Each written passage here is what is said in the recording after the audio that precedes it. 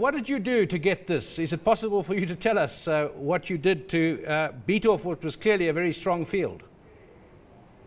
Thank you. It's a journey of 20 years, but simply summarized, it's very strong financials reflected by 78% compounded growth rate for the last 10 years, 10-fold growth every 5 years for the last 20 years, and then massive impact in society in terms of uplifting small-scale farmers, the small and medium enterprises, and largely within that period becoming the biggest bank in Africa in number of customers, nearing 8 million people.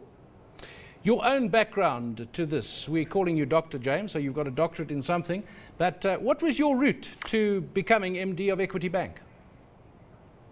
I've trained in accounting and then started working in banking, and then have grown up the radar, and I've only been a chief executive for the last 7 years out of the 22 years that I have served in the banking industry. It's unusual, shall we say, entrepreneurs are far more often found in other sectors. There are particular issues in banking. You can be an entrepreneur, but risk takes on a much bigger dimension in banks because you have to look after depositors' money. You also have to make capital available. So it's more difficult, arguably, to be an entrepreneur in the banking sector, isn't it?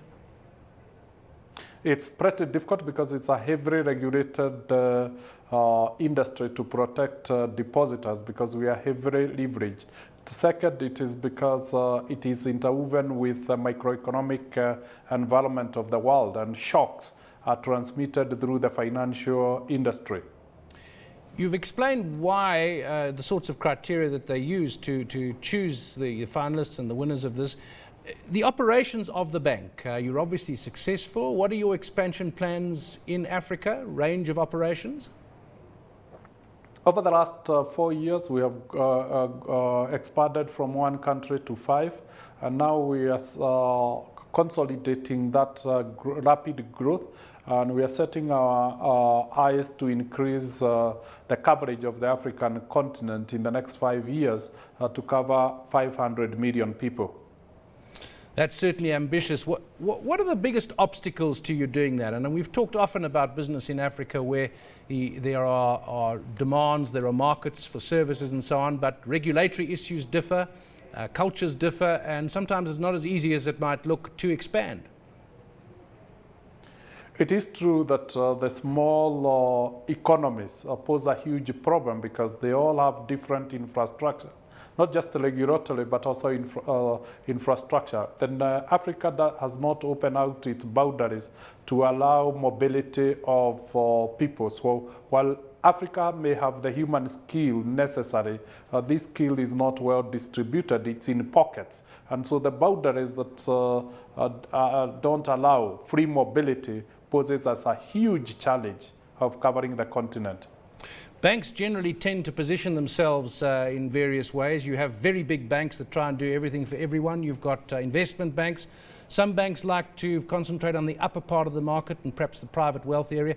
Others, the mass bank, where you get people perhaps who don't have much money, but they like to serve that sector.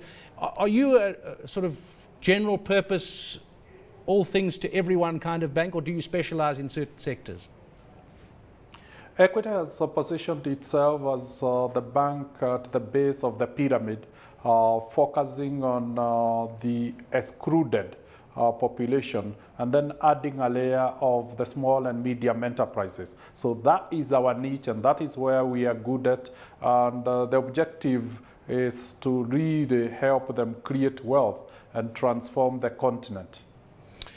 Well, one way of getting money when you expand is to list, and there's talk of a listing for you in Johannesburg perhaps, or in London. Yeah, Equity is listed in Nairobi Stock Exchange and Uganda Stock Exchange, but with the rapid growth of the bank and the ambition, it will be necessary eventually to globalize the listing of the bank, and South Africa, London and New York offers very good options into the future. As we sit now looking at the European Eurozone crisis, but African growth rates have been historically good. What do you see as the biggest thing worrying you, keeping you awake at night when it comes to the banking sector and your own plans for expansion?